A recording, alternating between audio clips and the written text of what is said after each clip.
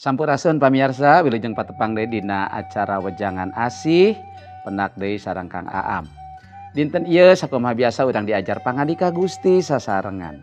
Pamirsa, dina paripaos Sunda aya istilah liat tali leuleus jeujeur. Jadi pami liat tali leuleus jeujeur eta aya patalina sareng anu mancing sareng aya nu nguseup. Dieu upami nu nguseup talina kedah liat, jeujeurna kedah leuleus. Kunaon talina kedah liat, jeujeurna kedah leuleus, kumargi upami engke hiji waktos disantok ku lauk, talina henteu liat mah gampang pegat.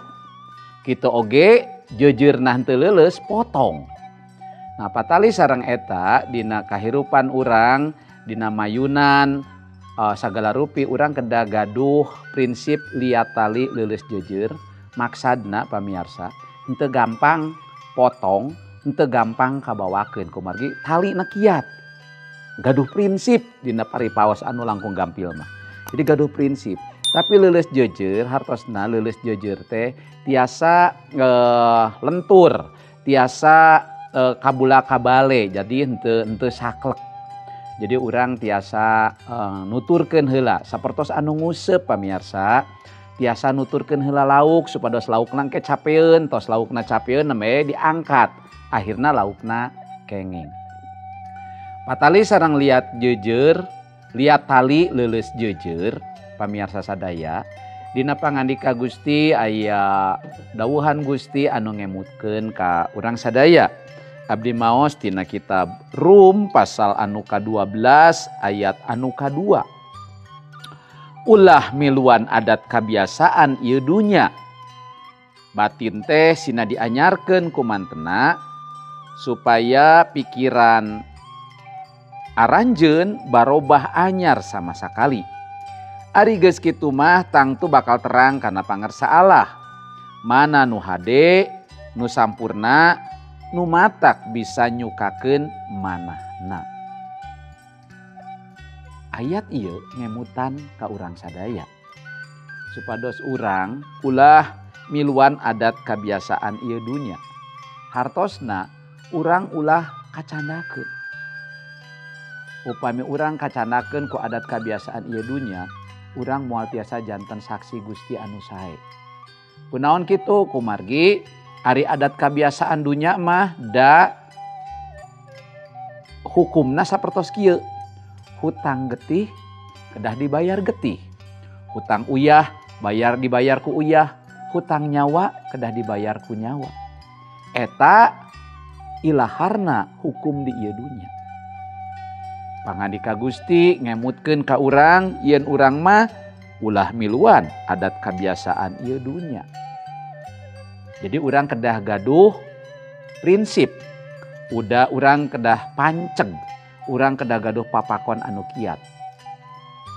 Patali sareng paripaos anu nyangemkeun kudu liat tali leuleus jeujeur. Hartosna dina mayunan kaayaan dunya anu sakieu jahatna, dina mayunan dunya anu sakieu kerasna, urang teu kengeng saruana pamirsa. Urang kedah tiasa ngiglanana. Urang kedah leuleus siga jeujeur melenting teu nanaon tapi teu potong. Talina kedah leuleus dugikeun ka eta lauk teh tiasa nyana ka ditu ka dieu tapi tungtungna laukna tiasa beunang upami dialak. Tapatali sareng hukum dunya. Urang kedah diajar liat tali leuleus jeujeur tapi urang henteu ngarempak dawuhan Gusti. Eta margina disanggemkeun dina Rum 12 teh ulah miluan adat kabiasaan ieu dunya. Batin teh sina dianyarkeun ku mantena. Janten urang kedah ngagaduhan batin, batin anu sami sareng batinna Gusti. Ari batinna Gusti pamirsa sadaya sifatna nyaeta mika asih, sifatna mika nyaah. Sifatna mantena mah maparin kabebasan. Tapi urang kedah siap nampi resikona upami milih nu awon. Upami urang milih sapagodo sareng pangersa Gusti, urang tangtos kenging berkah. Sabalikna upami urang ngalawan pangandika Gusti, siap-siap urang nampi balukarna. Naon balukarna? nyatangtos aya hukuman, aya hal anu matak teu raos. Dumasar kana kitab Rum 12 ayat 2, urang tekengeng nurut atanapi miluan adat kebiasaan ieu dunya. Sabalikna urang kedah tumut kana pangandika Gusti. Pangandika Gusti nyiatkeun ka urang sadaya. Upami urang tumut kana pangandika Gusti, pikiran urang dirobih sama sekali. Pikiranana janten anyar. Upami hukum dunia tadi hutang uyah bayar uyah, hutang getih bayar getih, hutang nyawa bayar nyawa. Nalika urang tos dianyarkeun dilebet Gusti Yesus, pikiranana janten benten. Anu tadina batur mikangewa ka urang, ku urang dipikaasih. Anu tadina batur nganiaya ka urang, ku urang diberkahan. Kumargi pikiran urang tos benten. Urang ngagaduhan prinsip anu kiat, siga anu ngeuseup teh liat talina leuleus jejeurna. Bapak Ibu anu dipikaasih ku Gusti, dina kitab Rum 12 ayat 2 dina anu panungtung disebatkeun kieu.